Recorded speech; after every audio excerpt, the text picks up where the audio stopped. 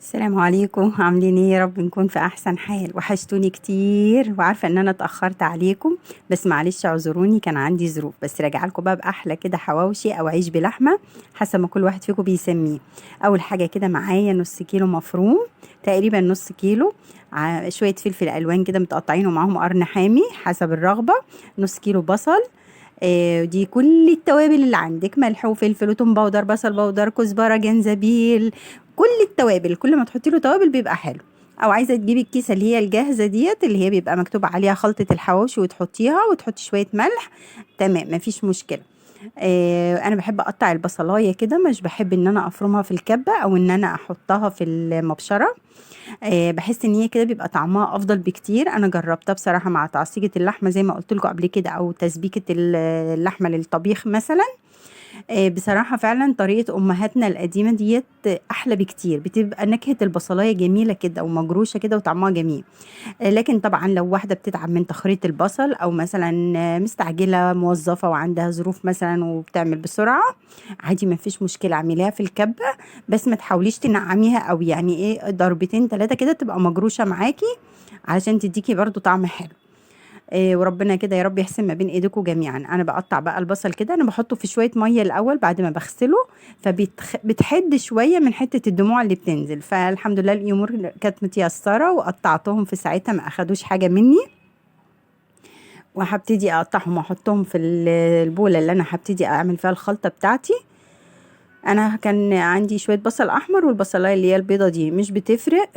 انا طبيعتي بحب البصل الاحمر طبيعي يعني، بس هو المره دي لما اشتريت الراجل حط لي من ده على ده، فالحمد لله يعني مش هنرميه، بنستعمله برضو. هو الاكتر بيبقى للشوربه، بس انا حطيت واحده كده معاهم بتدي تسكيره شويه للطعم. وهنا هبتدي احط بقى التوابل بتاعتي، ولازم ادعك البصلايه بالتوابل دي كده لنص مكعب مرقه. هفرك كده البصلاية علشان تنزل ميتها كده مع ريحة التوابل، بتبقى ريحتها جميلة وبتخلي ريحة الحواوشي بتاعك حلوة. وهحط برضو الفلفل الألوان والقرن اللي هو الحامي زي ما قلتلك ده، واحدة حسب الرغبة. بس هو بصراحة بيدي طعم للأكل. بس طبعا أنا حطيت واحد بس عشان الولاد، ومش واحد بحاله يعني، كان تقريبا يعني إيه، ناقص حتة، كانت بايظة وخلعتها. وهقطع بقى البقدونس بتاعي، بحط بقدونس وشبت. عايزه تحطي كزبره حطي اللي انت عايزاه، بيدي برضو طعم للعيش بلحمه. في ناس مش بتحبها، عادي ما تحطيهاش، مش هتفرق. بس هي طبعا الخلطه كل ما بتزودي لها حاجات بتطلع طعمها حلو، عامل زي فكره المحشي كده، كل ما تزودي له كده في الخلطه بتاعته والتتبيله بيطلع طعمه حلو. برضو هدعك كده البقدونس معاها. وهقولك على تريكايه دلوقتي هتنقل بقى طعم العيش بلحمه معاكي. انا بحط معلقتين سمنه، سواء بقى فلاحي، ربنا رزقك من واسع ربنا يبارك. ما عندكيش عادي زي ما انا حطيت كده، عادي من السمنه النباتي اللي انا بجيبها. وهبتدي احط اللحمه بتاعتي المفرومه، هي يفضل طبعا هي يكون فيها نسبه دهن زيها زي الكفته. هبتدي برضو اخلطهم كده وادعكم مع بعض. هي في المرحله دي عادي ممكن تتصبعيها وتعمليها كفته، مش هتفرق. في ناس ممكن تقطع طماطمايه مكعبات صغيره قوي قد البصلايه كده برضو وتحطها معاها. بس انا بصراحه ما كانش عندي، انا بحط، مش هقولك مش بحط، بس انا ما كانش عندي ساعتها. انا ركنت بقى الخلطه بتاعتي كده في التلاجة عشان تشمع مع بعضها وتشرب التتبيله من كلها في بعض. وهبتدي بقى اجهز العجينه بتاعتي، مش هتاخد اي حاجه معايا يا جماعه، والله سهل، اعملوا حاجتكم في بيتكم بايديكم. البيت بيبقى فيه بركه. البيت بالذات اللي فيه عجين ودقيق وخبز وكلام من ده بيبقى كله بركه، ربنا يطرح في بيوتنا جميعا البركه. انا جبت نص كيلو دقيق، حطيت له نص معلقه ملح صغيره، نص معلقه خميره فوريه من اللي هي المعلقه الكبيره بتاعت الاكل بتاعنا. ما عندكيش خميره فوريه، عندك خميره من اللي هي البيره، ابتدي دوبيها الاول في مثلا شويه ميه دافيه بالسكر بتاعها لحد ما تاكدي ان هي كويس. وحطيت عليها نص معلقه سكر. وحطيت هنا الاصفر دوت لبن بودر، بيدي طعم للعجينه حلو. وبيخليها طريه كده ولونها جميل. حطيت معلقه ونص لبن بودر، لو موجود عندك حطي، مش موجود عادي مش هتفرق. وكمان هحط مع كوبايه زبادي من اللي هي البلدي العادي ديت، جميله برضو، بتدي العجينه طراوه وبتخليها حلوه معاكي وهشه. وبتتحمر كده بيبقى لونها حلو. هقلب بقى الحاجات الجافة دي مع بعض كده الأول. وهحط ربع كوباية زيت. وأنا حطيت مكعبين زبدة، بس هما يعني مش عارفة الكاميرا ساعتها ما صورتش. بس انتوا هتشوفوهم دلوقتي في الدقيق وانا بقلبه اهيت الباينه ديت. هبتدي بقى ادعك العجين الاول مع بعضه، الدقيق مع الزبده والزيت افركهم كده الاول عشان اخلي الزيت يتشرب. ونسيت اقول لكم شويه بيكنج باودر، مش الباكو بحاله عشان احنا عاملين يا دوب نص كيلو، فانا هحط حبه كده منه وهبتدي بقى ادعكهم مع بعض كده، ابسهم زي ما بيقولوا علشان اشرب الدقيق والزيت لكل والزبده مع بعض كويس. افركهم كده عشان العجينه بتاعتي تطلع معايا حلوه.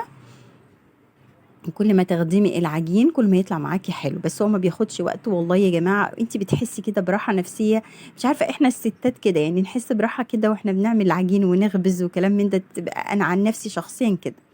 هبتدي بقى الم العجينه. طبعا انا معايا ميه دافيه للعجن، هي ملهاش معيار بقى لان كل دقيق بيفرق، حسب نوع الدقيق بيفرق معاكي. هبتدي المها كده، لقيتها طريه هزود شويه دقيق، لقيتها لسه ناشفه ويابسه معايا هزود شويه ميه. طبعا احساسك انت للعجينه بيكون بايديكي وانت شايفاها بعينيكي طبعا قدامك. هي انا لقيتها طريه قوي، حطيت شويه دقيق وهبتدي برضو المها تاني مع بعضها. حطيت تاني حبه. بصي انت بتشوفيها قدامك، انا مش عايزه البلاستيكيه بتاعتي يبقى فيها حاجه، شايفه نضيفه كده، انا عايزه البلاستيكيه تبقى نضيفه كده معايا. فانا هفضل ادعك فيها بقى وادلكها زي ما بيقولوا قلت وعجن. والهبدتين دول ما تستهونيش بيهم، دول خبره حلوانيه. هتبصي تلاقي العجينه معاكي الجلوتين بتاعها طلع بسرعه واتلمت كده وبقت ناعمه وحلوه في ايديكي. هغطيها بقى واسيبها علشان تخمر براحتها.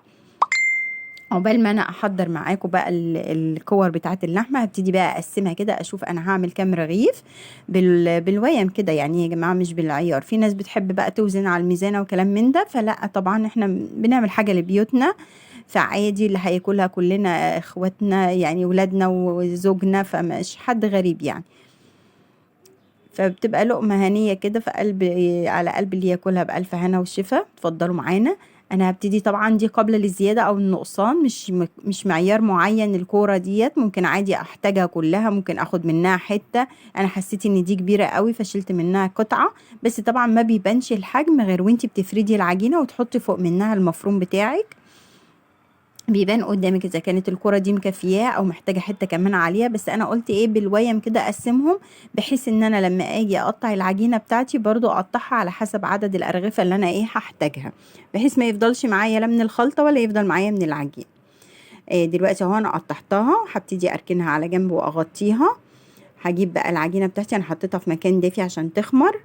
بسم الله ما شاء الله اهيت بدات تخمر معايا جميله خالص وهشه جدا. انا بعوص ايديا كده بشويه زيت على زبده انا مسيحاهم، وهبتدي انزلها قدامي وابرمها كده زي الاسطوانه علشان ابتدي بقى اقطعها حسب الارغفه اللي انا عاوزاها.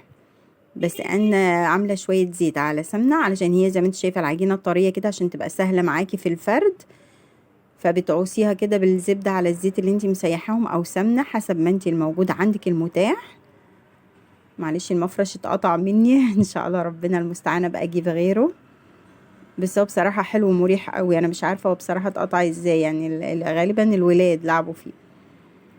فانا ابتدي اعمل الكور. طبعا برضو الكورة ديت حسب برضو ايه بنظرك كده، مش بحاجة معينة. عوصي ايدك واقطعيها وكوريها كده واقفليها من تحت كويس كده كده. ايه احنا هنرجع نفردها تاني.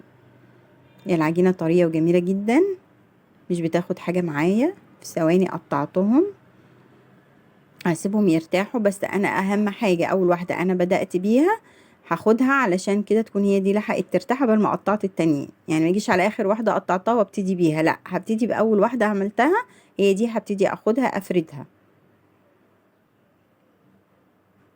اللهم صل وسلم على سيدنا محمد. قطعتهم اهمت، هبتدي بقى اجيبها وافرد كده واحدة واحدة.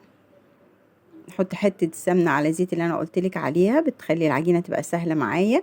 هي على فكره طريه، مش محتاجه النشابه خالص او اي حاجه اللي انت بتفردي بيها، لو بايدك كده هتفرديها. برضو هحط شويه السمنه والزيت. هحط بقى اللحمه بتاعتي. انا كنت في الاول هقطعها اللي هي شبه الرغيف العادي اللي بنشوفه، اللي هو بيبقى طبقه فوق وطبقه تحت وفي النص المفروم. بس رجعت قلت لا، عشان تبقى سهله في الاكل وللولاد وكلام من ده، عملتها اللي هي بتبقى زي نظام شقه دي، اللي هي نص الرغيف مقسوم نصين كده ومقفول. فعملتها كده وتبتدي تخرميها بالشوكه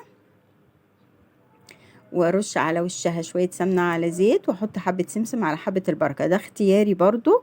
هو بيعزز الطعم كده وبيخلي الرغيف بتاعي ليه ريحه وطعم حلو.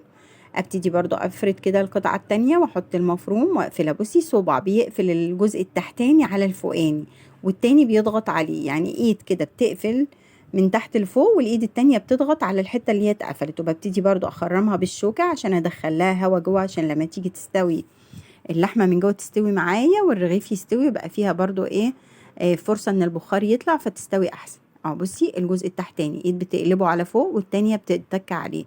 انا مش بروفيشنال قوي فيها برضو، بس هي ايه، على قد ما تقدري تقفليها عشان اللحمه ما تطلعش منك. وتخرميها برضو بالشوكه كده، تدهني اهي السمنه على الزيت اللي انا مسيحاهم، وبرش السمسم وحبه البركه، برشهم في السجان. ما اخدوش مني حاجه على فكره، انا ولعت البوتاجاز جنبي على طول. اول ما عملت حبه وكام رغيف كده وحطيتهم في الصاج بتاعي، رحت جايه مولعه الفرن عشان يدفى معايا ويسخن. النار بتبقى متوسطه يا جماعه، عادي انت ممكن تطبخيهم في فرن البوتاجاز عادي بتاع المطبخ، بس انا حبيت اشغل الفرن اللي هو الغاز اللي عندي في البلكونه دوت. انا بعمل فيه في العيد ان شاء الكحك والبسكوت، وفي الايام العاديه دي يعني كل مره كده ايه اشغله، اعمل برام دست، اعمل شويه بكاكين، اعمل البتاع العيش بلحمه كده زي ما انتم شايفين، يعني بحاول اشغله. برضه هخرم اهيت، النار هتبقى متوسطه. لو انت عندك في الفرن بتاع البوتاجاز بتاع المطبخ، لو الشوايه بتولع مع الفرن من تحت، هتشغليهم الاتنين على نار متوسطه وتحطي العيش بتاعك استوى وتمام حلو. لكن انت لو الشوايه مش بتولع معاها، هتشغليه من تحت، اول ما يبتدي يتحمر تبتدي بقى تولعي له الشوايه ياخد لون. انا هنا بعمل نار متوسطه اهيت لحد ما يبتدي يستوي. لو لقيت اللي هو من تحت استوى والجناب لسه النار واطيه وهو مش محمر، هبتدي اعليله النار شويه زي ما انت شايفه كده علشان الوش بتاعه ياخد لون. لكن مش من الاول خالص تبقى عاليه، لازم تديله فرصته ان هو يستوي على نار هاديه عشان اللحمه كمان تستوي معايا، لان احنا حاطين اللحمه نيه مش مستويه، فلازم ما ياخدش نار عاليه عشان ما يتشعوطش من فوق وتحت واللحمه تفضل جوه طعمها ني. واول ما يطلع لازم تبخيه كده ببخاخه فيها ميه. دي اثار الحرق اللي انا كنت غايبه بسببه عنكم. ادعوا لي ربنا يتم شفاء على خير. واكله بسيطه، اتفضلوا معانا وبالف هنا وشفا على قلوبكم يا رب كده دايما.